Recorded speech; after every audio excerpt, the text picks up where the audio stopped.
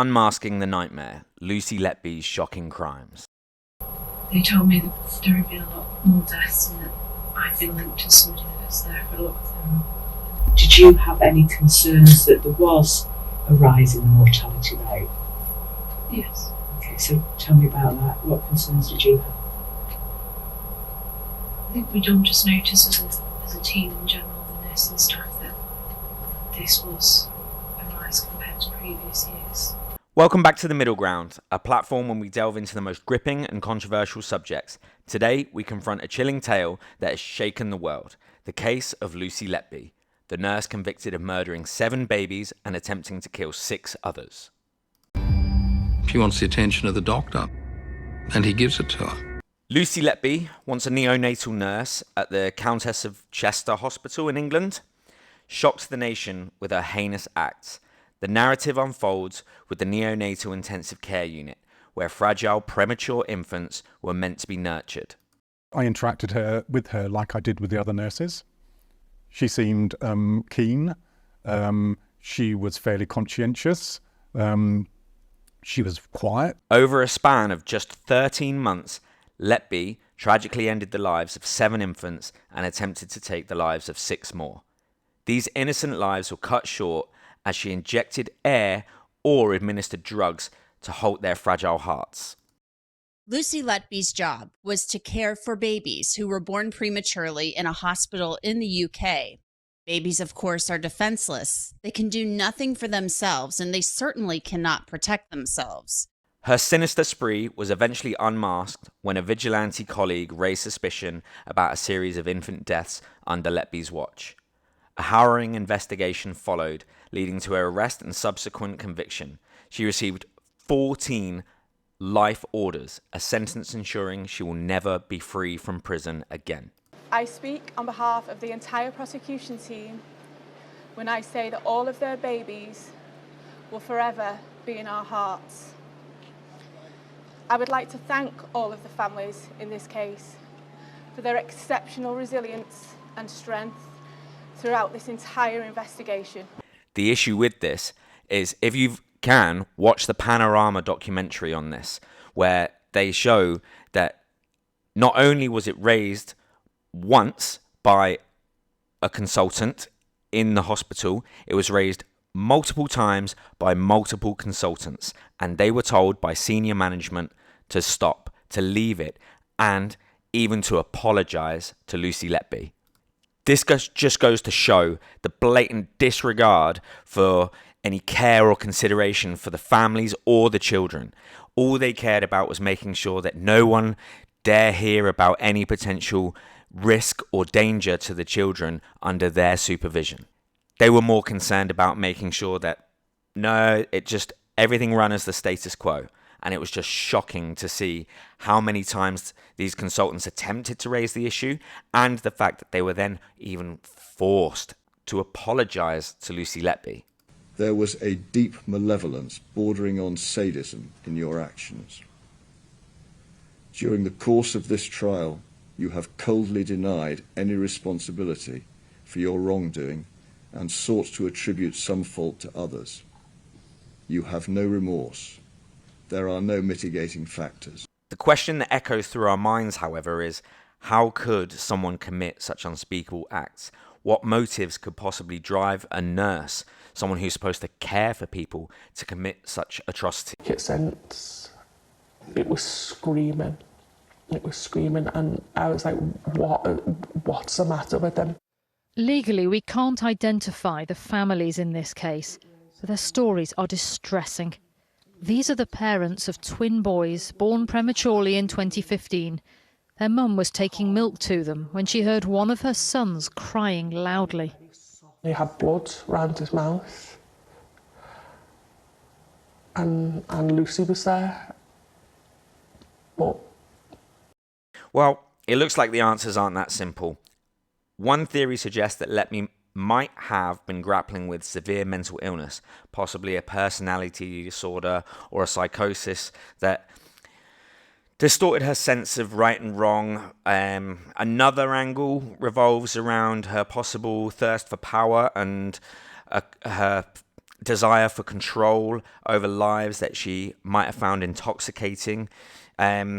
Then there's an unsettling possibility of her craving attention, aspiring to be seen as a hero or an infamous figure. By that, she's either the hero that saves the baby from the brink of death, or she's the person that goes down in history as this evil villain.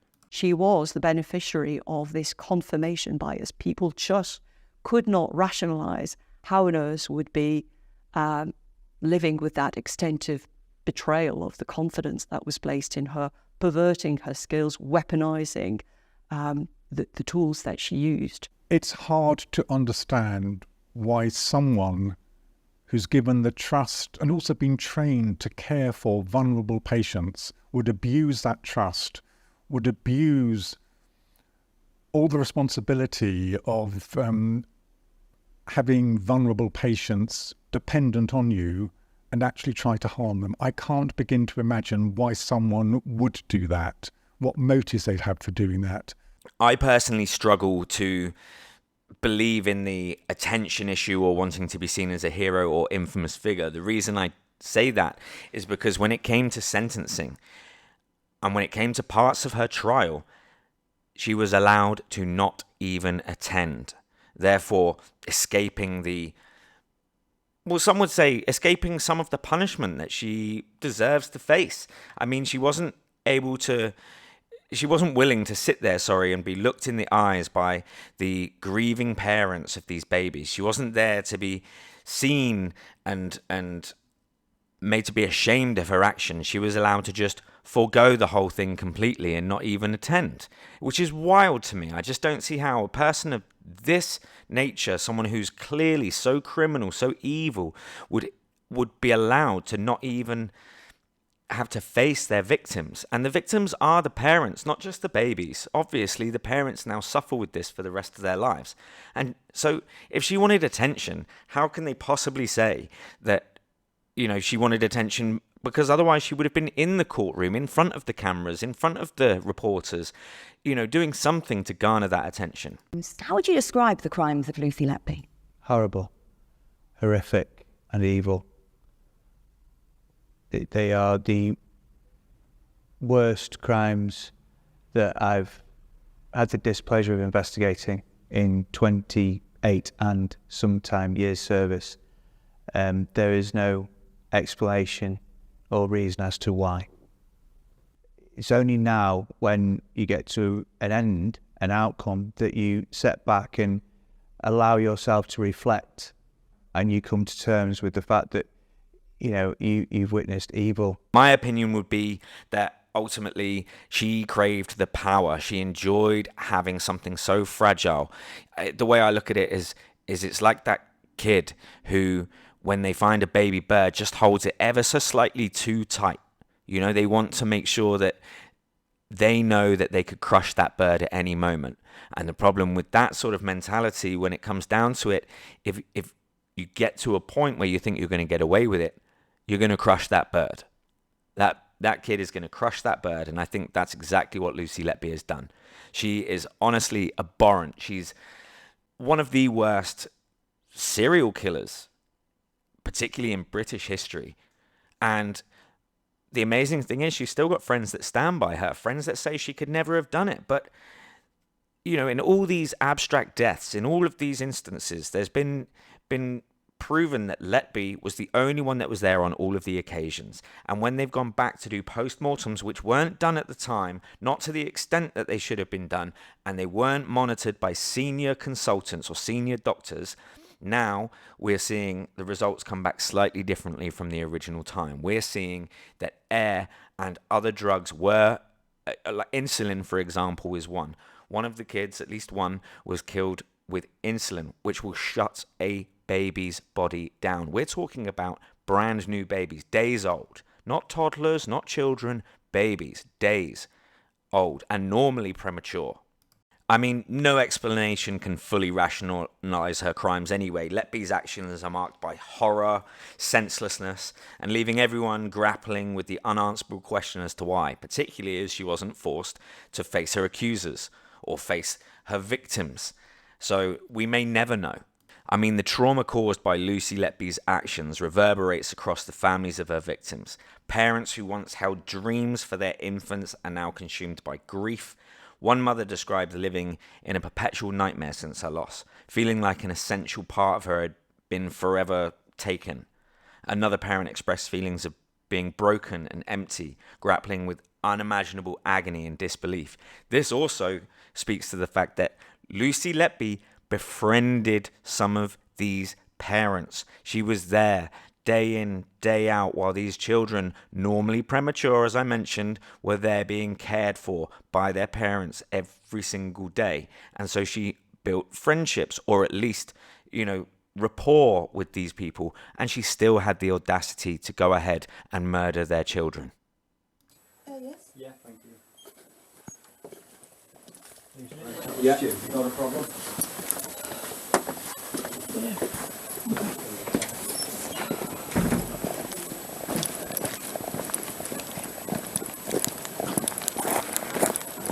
I'm going to put you in the back seat over here. Hold on, man. Yes.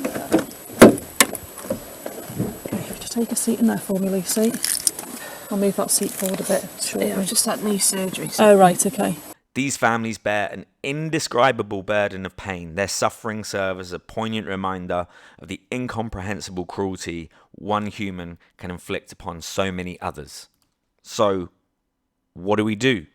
Obviously, Letby has been sentenced to multiple life terms, the longest possible you can get without the possibility of parole in the UK. Now, the haunting tale of this Lucy Letby compels us to look and potentially take action to prevent similar horrors. We must strengthen our vetting and training of healthcare professionals. We must take better responsibility or more responsibility, or hold these hospitals or their executives accountable for the travesties that occur, particularly if complaints have been raised. Maybe these complaints need to be public record so that people can constantly monitor if they feel that their child's death or their relative's death is suspicious. Have there been complaints made? They should be potentially able to find that out. But all of this was hidden. This was chosen to be kept hidden by the executives. They even forced an apology from the consultants who showed concern. Hospitals and healthcare environments need to foster cultures of safety that shield vulnerable lives. So maybe there are things that we can do. Certainly, I'm glad that these executives from this particular hospital involved in this particular case are no longer working at that hospital. That is without doubt the best thing to come from this. There is no others. Lucy Letby being sentenced is not a positive. The reason I say that is because she should never have been able to continue harming children at all. Not even one. And yet after one, she got to 2, then 3, then 4, then all the way up to 14. Some survived, some died. It should never have been that long to process or to stop her, and it should never have taken that long to get rid of her. And she certainly shouldn't have been reinstated, that's for sure. So, the chilling account of Lucy Letby's crimes exposes the darkness that lurks in the shadows, yet it also underscores the resilience of love and compassion. Amid the devastation, the families of her victims emerge as a symbol of strength. They appeared in court, they spoke against her, but it should never have got to that. So what do? We condemn Lucy Letby, we condemn the Lucy Letbys of the world, we condemn the executives of the hospital, and we praise the consultants that had the bravery to speak up. But why aren't we paying closer attention to them? They're the ones with experience. They're the ones that work there day in, day out. They work with these individuals, these nurses, whatever it may be that, harm these individuals, these babies, these children. So now what? In future, I say we listen to them. And with that, I say thank you for listening. Take care, and I'll see you on the next one.